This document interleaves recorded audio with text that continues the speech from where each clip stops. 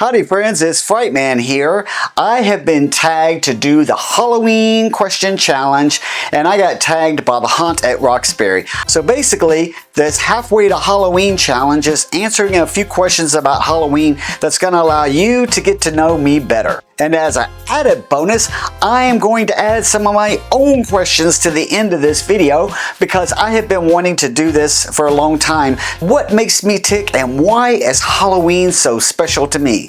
Let's roll.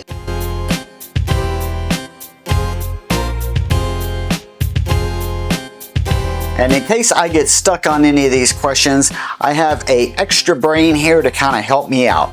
Question 1. Do you like haunted houses? Do you like haunted houses? Yes. The short answer is yes. But I guess even digging deeper, the question is, why do you like haunted houses? So let me tell you a little bit about why I like haunted houses. And I'm gonna go back to how I fell in love with haunted houses. So I grew up, I would say low, middle income family. There were 9 of us kids and there wasn't a lot of money to go around. And I had my older sister Peggy, and I don't know what her fascination was with haunted houses, but she liked going to those. And we had an old station wagon. And many of us would get in the back of that station wagon, and Peggy was working. She's my older sister, so she was working, had a little bit of cash, and she would take us out to haunted houses. And I can remember being in the back of that station wagon, and the haunted houses back then, when we would pull up to it, there would be actors, you know, the scare actors, working the parking lot, working the streets. So today, a lot of the haunts, you have them working the lines, but back then, they would actually come up to the car. And Peggy would love to make us roll down the window, and those monsters would come and they would be beating on the windows and trying to get in. And we were rolling up the windows and locking the doors. Those are really great memories. So the short answer is yes, but towards the end of this video, I'm going to add more color to my love for Halloween haunted houses. Question 2, what's your favorite ghost story or haunted lore? Now, I can't really say that I have any personal ghost story or haunted lore. I feel like I need my extra brain here to help me out a little bit on this one. But there is one story that I have heard over and over again. I've never got to experience it, but it sounds really cool and it's something that I would like to do. There is somewhere in the United States that the lore has it that there was a car that got stuck on a railroad track, and the train came through and it hit that car and it killed everyone. And forgive me if I get a little bit of this wrong. I'm a little rusty. I haven't really heard this in a while.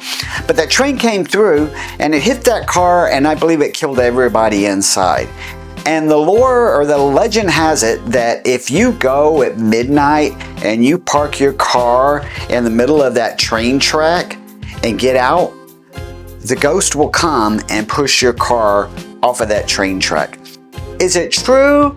Do I have it twisted a little bit? Maybe, but it's an interesting story. If I can find anything about it, I will put that in the description. Question 3. Do you plan to decorate for Halloween this year? And what do you have in mind? The first part of that is really easy. Yes, yes, and yes. I always decorate for Halloween. I have even started decorating for Halloween kind of permanently inside of the house. And I'm going to tell you more about that whenever I get to my own personal questions at the end of this.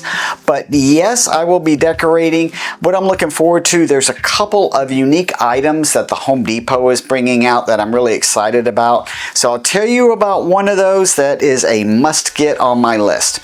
So we have seen, or hopefully you've seen Grimm, the skeleton that was super popular at Spirit Halloween. If you haven't, you can see it in some of my videos from last year of my Halloween setup. But Grimm is an animated skeleton. He has a servo motion going on in his head, so he can kind of do like this. His arm moves, he can kind of turn. He's a really, really cool animated prop. Home Depot is saying they are going to knock it up a notch, and they are going to release a similar type of prop that you get to program. So maybe I shouldn't say you get to program. You get to put the voice on it, and that mouth will actually react to your voice. So you could put your own soundtrack, your own voice, and this skeleton has those movements, but it's also going to be able to use its mouth to sync up with what you have loaded in, into the recording or the memory module of it. So I haven't seen it. It hasn't been put into stores. There's not much online about it, but I'm really looking forward to getting that. Question 4. Do you like candy corn? That is a big debate, and I know it goes left and right, but for me, it is a heck yes. I don't know what it is about that. That taste for me, it's this sugary, honey, chewy. I like the texture, I like the flavor. It's almost got a hint of vanilla in there. So candy corn, heck yes. Give me candy corn. Question 5. Are you going to dress up for Halloween, and what is your favorite costume? So every year I put on a medium-sized Halloween production. My yard's pretty full. Mostly consists of fog machines, animatronics, sound effects, lighting effects. So I have a lot going on in my yard at Halloween.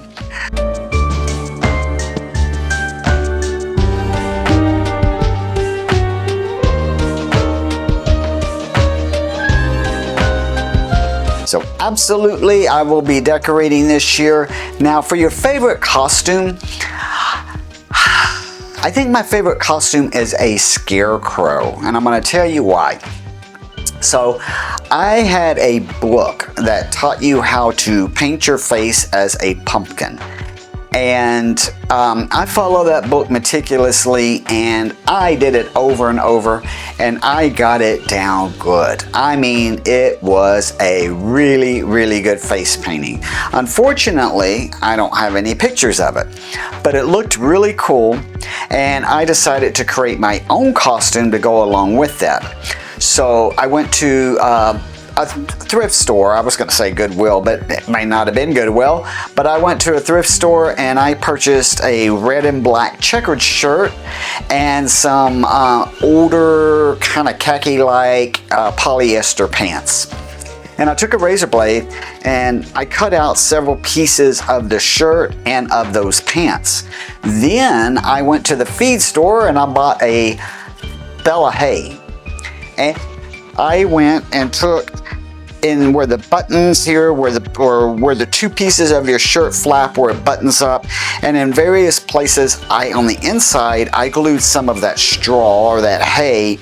I did that on the sleeves, I did that on the pants legs at the bottom, and then the various places where I put the holes, I had glued in the straw there, and it was a really, really cool costume. I'm actually thinking about doing it again for this year.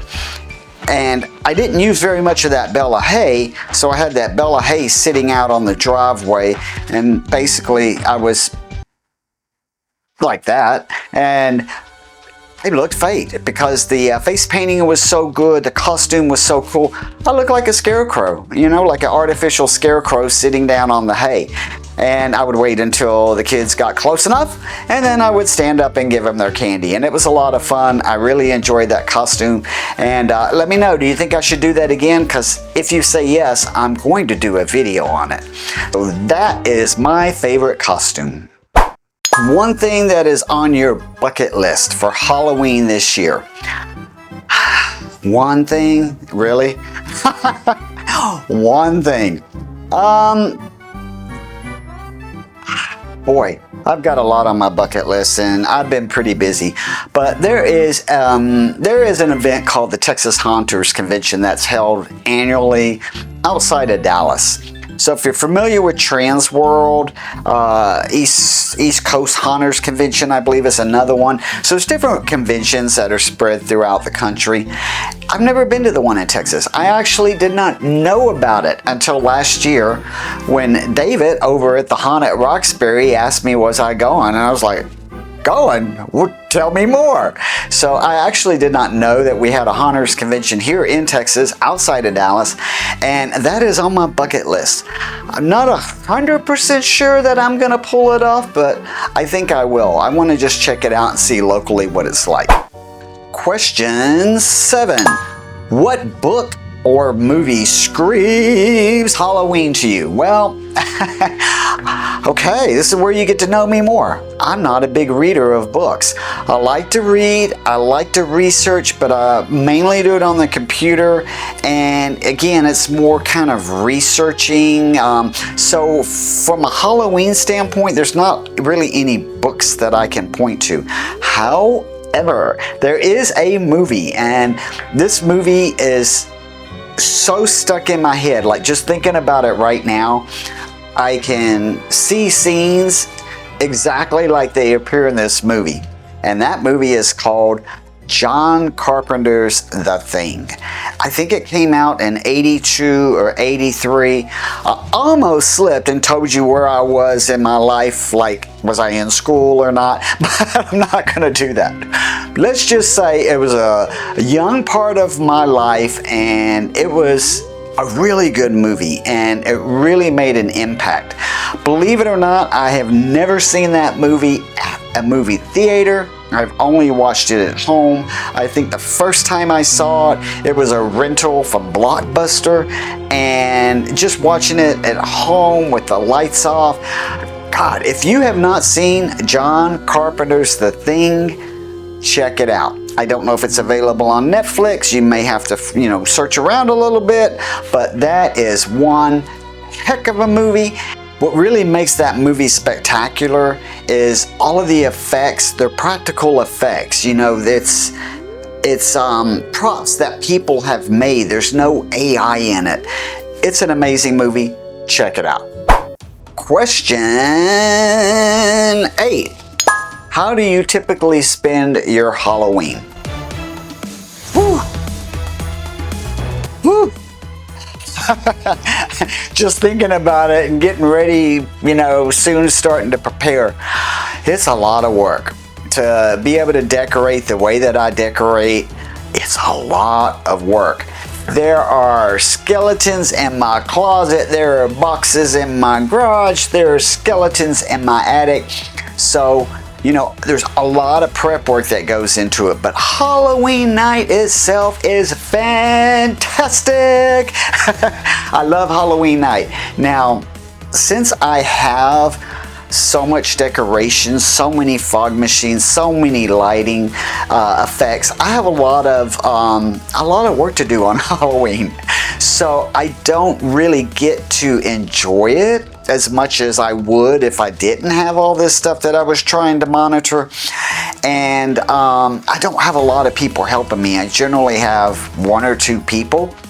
I think I need to improve on that. But my Halloween is spent going around filling up fog machines and pushing buttons for certain things that I want to manually control. I do have a chance to stop and talk, but I like to do, now that I'm doing YouTube, I'm doing some filming and photoing, so it's a pretty busy night for me. Now, I will tell you one other thing that I do on Halloween night, and you're going to think I'm crazy, and I am. And that's okay. My neighbors, they always are impressed that when they wake up the day after Halloween, you never know what happened. So I'm always concerned about my props getting stolen, and a lot of the animatronics, actually I'll rephrase that, all of the animatronics that I buy, like Spirit Halloween, etc. A, I don't want somebody to come up and steal them, but B, Halloween is usually a windy, rainy season where I live. And so these things aren't made to be outside to begin with. And then you put them and expose them to rain and wind, and you're not going to get very much life out of that prop. So I do a lot of back and forth pre-Halloween. I generally put out my stuff on a Friday or a Saturday, and then I take it back. And I'll put it out another Friday or Saturday, and I'll take it back. So I kind of do this tease thing, but there's a multi-purpose to that. Here's the insider secret. I get really good at knowing where to put it and how to bring it back in. And often that's just me, so some of these things are really big. So all that is to say, at the end of Halloween night, white lights go on, everything comes down, it gets hustled into the garage, usually shut down at 9 o'clock, and by say 10:30, I am exhausted, I am in the shower, and then I get into bed. And there's nothing left in the yard. Like I said, the neighbors wake up the next morning and they're like, how did he do that? A lot of work. Question 9, and it's the final question that was given to me, and then I'm going to be answering some of my own questions. So question 9 says, what does Halloween mean to you? And I'm glad that that question is there because it means a lot to me. And I'm going to say something, I'll add in a little extra color here. So I'm going to say something that's probably going to make somebody go, huh? I don't decorate for Christmas. I'll put up a little bit. I have some lights and, you know, some minor decorations, but I don't do anything like Halloween. Halloween is my holiday. Now, let me tell you why. Halloween is very special because unlike Christmas, where you go and you just put some stuff in your yard and people drive by and, that's nice, I get to interact with people. So earlier I said I'm really busy on Halloween, and I am, but there's times where I get to stop and just talk to people. And there's a couple pieces to that. Number one, I have met a lot of neighbors that I would not normally meet. Why? Because they come to Fright Man's house for Halloween, right? They don't live on my street. They come from different places, word of mouth, etc. So I meet a lot of people in the neighborhood, but not on my street, that I wouldn't meet. And the kids love it, right? That's the main reason that I do it, is for the kids. Yes, my Halloween is scary. No, I do not try to scare the heck out of the kids. If they're laughing and having fun with it, then I play right on along. If they're scared, I don't play along. I say, hi, what's your name? So I have different characters, or different ways that I can play my character depending on how the child reacts to me. But it's not my goal to scare. It's my goal to give the kids a fun, clean thing to do, something that brings me back to my childhood. As a child, again, I grew up in kind of a lower middle class neighborhood. We didn't have too many neighbors that gave out a lot of candy. There were a lot of bah humbug, lights off kind of people. There were some that did. There was a lady that used to make popcorn balls and somebody else that did the apples. So it was kind of that era where people would make a lot of stuff. But not far from our house, there was the rich neighborhood. Yes, the rich neighborhood. So my sister Peggy, she would pack us up in that station wagon. We'd go out to those neighborhoods, and that's where we would trick or treat. And instead of getting a popcorn ball or a candy apple, which I was appreciative of, we were getting full-size candy bars, Baby Ruths, Milky Ways. Yes. So as kids, that made our night. And that's what I try to replicate. You know, I'm trying to replicate that feeling for the kids. Not only am I giving them candy, I have glow sticks, I have LED light up rings that I give them. So I just try to make it a fun event. A lot of people in the driveway, get to meet a lot of people. I love Halloween. And one other thing that I must say is, to me, Halloween has nothing to do with witchcraft or devils. No, it's none of that. It's a time that you get to express yourself, be yourself, have fun, and just get out there and be crazy with it. But stay safe, stay clean.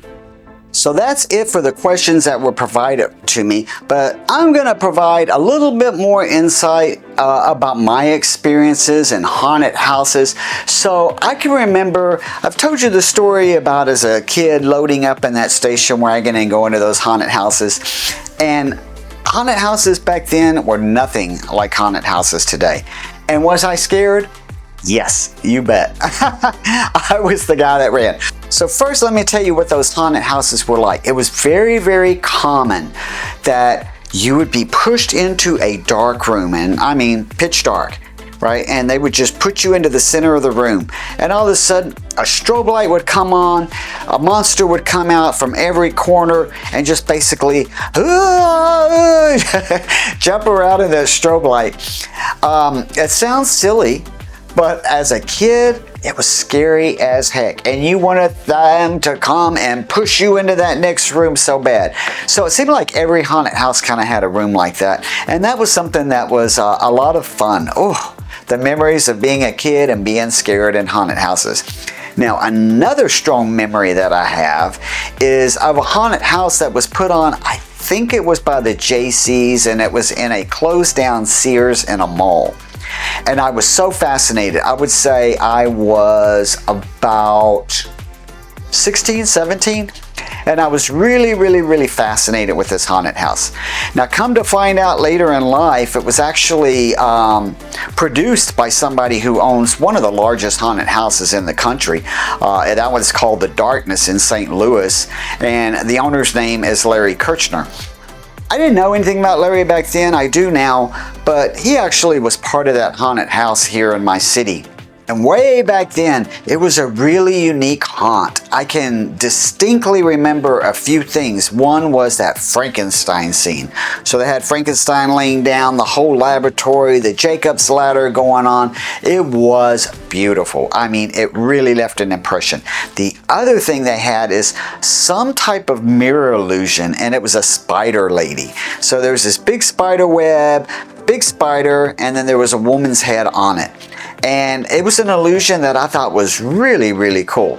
Now, that's kind of my old school Halloween. As I started really getting more into Halloween and watching videos and getting into really liking the business side of it. Speaking of which, at one point I thought I was going to open up my own haunted house. I drew up all of my plans. I did all of my research. I was ready to go. And then I found out it costs a lot of money to open up a haunted house. A lot of money. Like in today's world, you probably would, to do something effective, probably need like $500,000. It's not going to happen. But as I have learned more of the business side of it and kind of know or learn more about professional props, I've really become a fan of visual effects, costuming, lighting, sound, production. So I'm not the person that you want to go to a haunted house with. If my friends ask me, I generally warn them, I'll go, but I warn them, don't let me go in front because I'm going to hold you up. Because everybody else is screaming and running and I'm going, oh, I need one of those lights. Oh, how did they do that? So I am respectful in the haunted house when I do this, and when a group comes behind me and catches up with me, I move out of the way, I let them go run, then I step back into the path and I start doing more of my examination. So again, I'm not the guy to go in a haunted house with because I'm more fascinated by all of the production value that goes behind it. It's very fascinating, and it's a lot of work and a lot of money. So let's talk about decorating. So I told you earlier that decorating for Halloween is a lot of work. A lot. So in my house, I've always been conservative. And here and there I go to some new person that I meet's house and I look around and sometimes their house is like very exotic. It's like they're an artist and there's just all this cool stuff around. If you've ever seen Scott in my video, his house is like that. You walk into this house and it's like a museum. There's just something to see everywhere and you just want to walk around and look at this shelf and look at that light, and it's amazing. He has a really cool setup. So I've always been very conservative. I have a couch, I have a table, you know, typical stuff.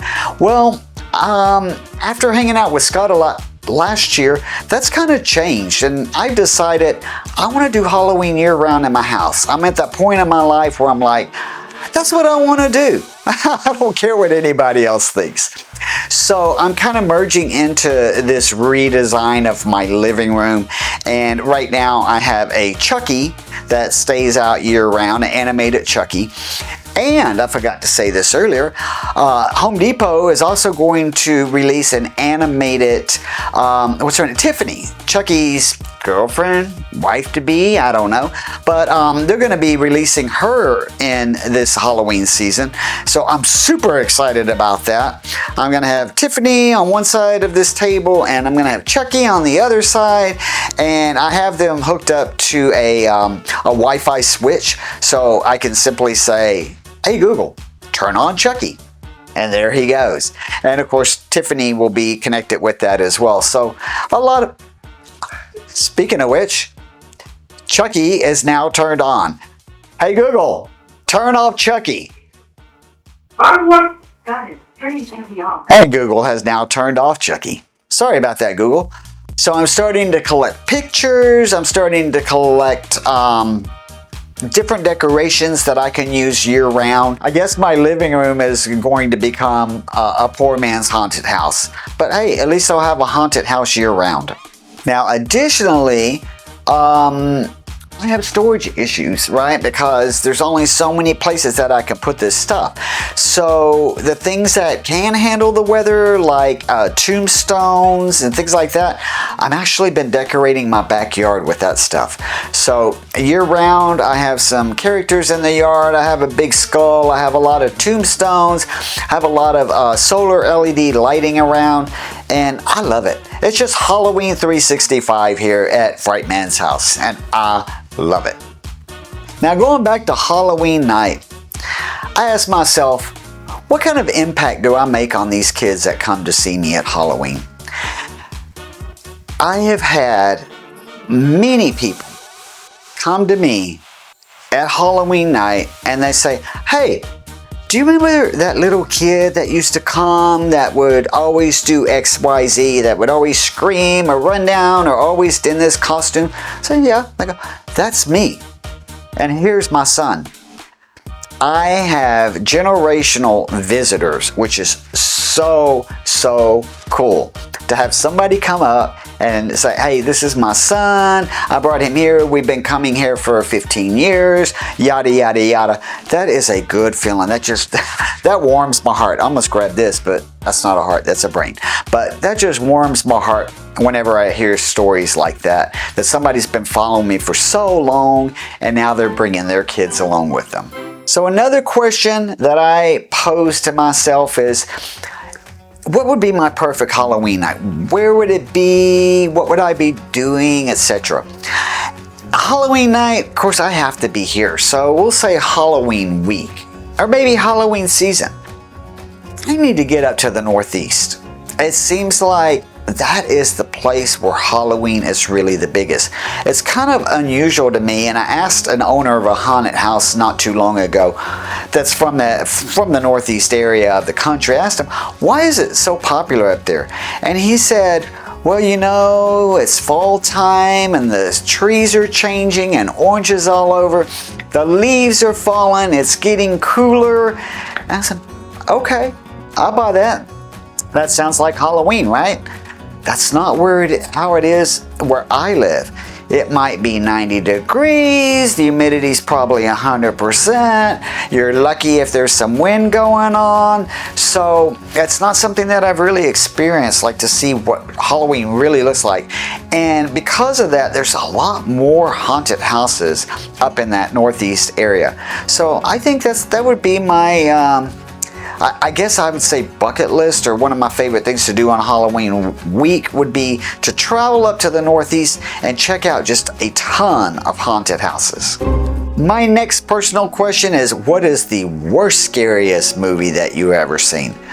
Ooh, I hate saying this and admitting it, because there's probably folks watching this that are gonna say, "I love that movie." Whew. Leprechaun. I went to go see Leprechaun in the movie theater. And I watched it, and I watched it, and I kept asking myself, is this ever going to pick up? Is it ever going to go? I walked out of the movie after probably sitting there for 45 minutes, I could not take it anymore. I have never walked out of a movie in my entire life, but Leprechaun, it just didn't do it for me. What about you? Let me know. If you're a Leprechaun fan, you love that movie, tell me why I'm wrong, tell me I should watch it again, and I'll try. If you agree with me, let me know, and I'll know I should forget that movie forever. Okay, so now we have a short, fast round. Pick one or the other.